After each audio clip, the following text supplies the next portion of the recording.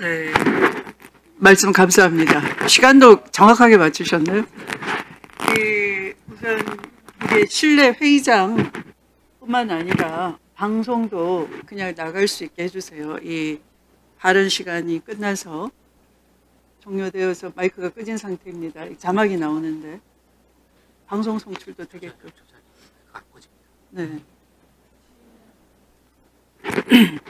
네. 말씀드린 것처럼 다음은 김경호 변호사님 말씀 주시죠. 네.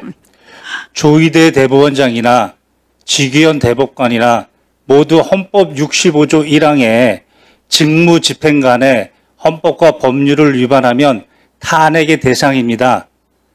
그 탄핵 사유의 합리적 의심에 대해서 이야기하겠습니다. 먼저 조희대 대법원장입니다.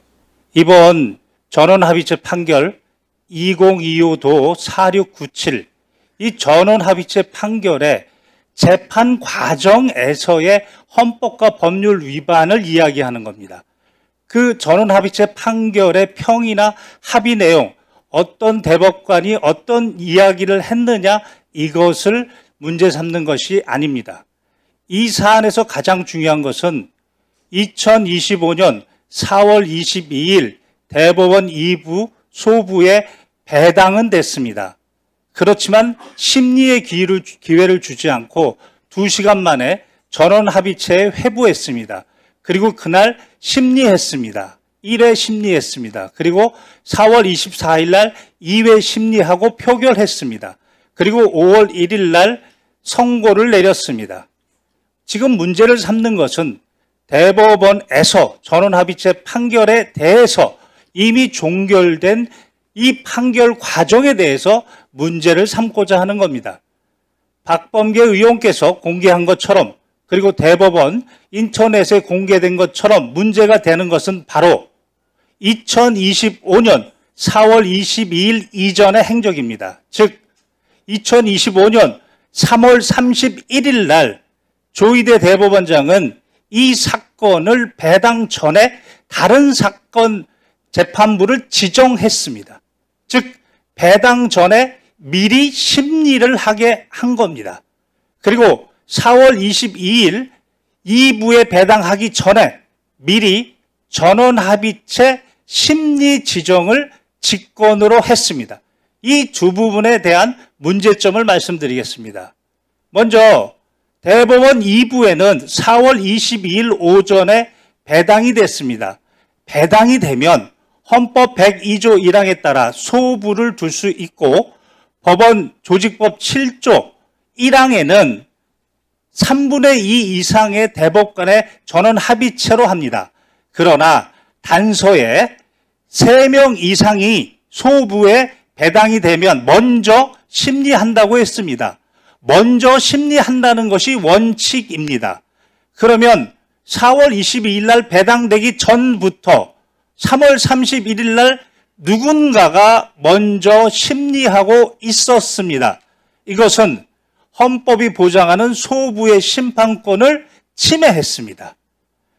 그리고 소부는 먼저 심리를 하다가 4가지 사유, 다시 말해서 명령규칙이 헌법에 위반됐는지, 명령규칙이 법률에 위반됐는지, 지금 해당 대법원 판결을 변경해야 되는지, 아니면 소부에서 심리하는 게 부적당한지, 이렇게 심리를 한 다음에 전원합의체에 회부하는 겁니다. 그런데 이런 절차도 없이 배당 전에 미리 4월 22일 당일날 전원합의체 지정, 이렇게 직권으로 심리를 지정하였습니다. 이 부분은 대법원의 내규, 즉 대법원 전원합의체 심리 절차에 관한 규정, 심리 절차에 관한 내규입니다. 2조에 따르면 전원합의체 사건을 지정하려면 최소 10일이 있어야 됩니다. 그것도 위반했습니다.